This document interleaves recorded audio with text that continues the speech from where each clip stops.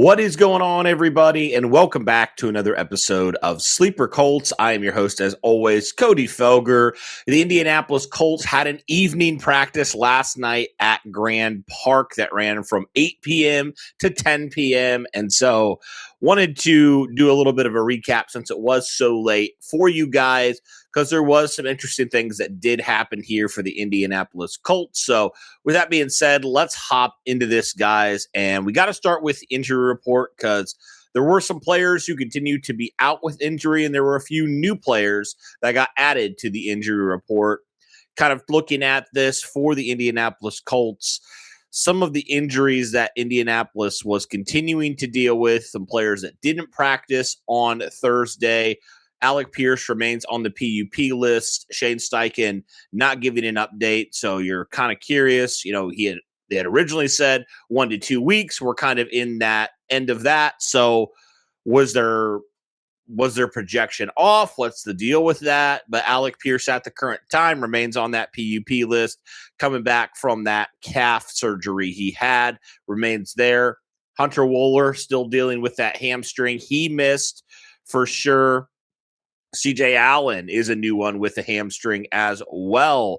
He got added to the list. Laquan Treadwell, the same thing, and DJ Giddens. So you have all these guys dealing with hamstring injuries right now, and we'll just have to see. We didn't really get a whole lot of updates on really any of these guys in terms of when they might return. So just kind of interesting there from that standpoint. But the good news on the injury front, Sauce Gardner, who was dealing with an illness and was forced to miss the last practice, he did return for Indianapolis. So that's great news there.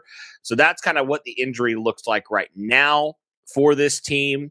Now, when you're looking over at what happened on day 7, you got to start with Daniel Jones. I mean, Shane Steichen put it like this. He said he's on fire right now. I mean, Daniel Jones is just absolutely killing it once again. You know, reporters saying this might have been his best day of camp overall. 20 of 26 passing the football, during those live sessions and things like that. Very, very beautiful ball placement once again, which we've heard a lot about Daniel Jones so far in camp. You know, kind of being that ball placement specialist, which is exactly what you need from your quarterback. So Daniel Jones continues to play good football for you, and this is against a very good Colts secondary that was healthy in this practice. So that's definitely great. You saw Daniel Jones really spreading the ball around to multiple guys. You got to see Ulysses Bentley with DJ Giddens continuing to be out, get a little bit of a role in the passing game, and he made a couple plays, which is good to see. Both Ashton Doolin and Nick Westbrook-Ikhine making big plays. Tyler Warren continues to make big plays. You saw a little bit of everything, and obviously, with Laquan Treadwell out as well, so that gives more opportunities to both those guys to get more opportunities, more targets, and things like that. Daniel Jones also continues to do things on the run. He's making throws not just from the pocket, but he's making throws, when he's scrambling. And so you love to see that, especially considering what the injury was. And, we've heard a lot about the fact that people were saying, you wouldn't even realize if you didn't know that Daniel Jones was rehabbing from an Achilles, you wouldn't even realize that he had suffered that injury. That's how good he looks right now. He continues to show that out. So great news from the Daniel Jones front. He's looking accurate. He's looking sharp. He's looking like he really doesn't have any limitations at this point. So that's certainly very encouraging for sure. Now, continuing with the backup quarterback situation, we saw a little bit of a split once again for the backup quarterback reps. Richardson's unit was definitely struggling once again, and it's really kind of been a up and down camp for Anthony Richardson overall. Continues to have snap issues, some turnovers. There's just a lot of issues with Anthony Richardson right now, which definitely stinks. He definitely, and from what we understand, there's a couple times when he would have been sacked in certain plays that got whistled dead. So just nothing great there for Anthony Richardson for sure. So that really stinks there. You hate to see that. Riley Leonard, it wasn't fantastic, but he definitely, it feels like, had some more positive moments than Anthony Richardson right now. But he did also have an interception. So both your backup quarterbacks have definitely had their fair share of struggles so far through camp. And so that definitely is I mean, it just is interesting because it doesn't seem like anybody's necessarily, distinguishing themselves from another. So we'll just have to see how that continues to go there. Like I said earlier, CJ Allen, another injury, less than ideal at this point. This point, you got to put him in bubble wrap because he's now had 2 injuries in 2 weeks. I am very curious. Is it the same injury that he, when he tweaked his calf? Is that same leg or not? That's kind of just something I'm really curious about from that standpoint for sure. But even still, we've heard a lot about this team rotating at linebacker, right? Even when CJ Allen was out there, they were rotating at linebacker with like 3 or 4 guys. And I think that's just going to continue to happen here.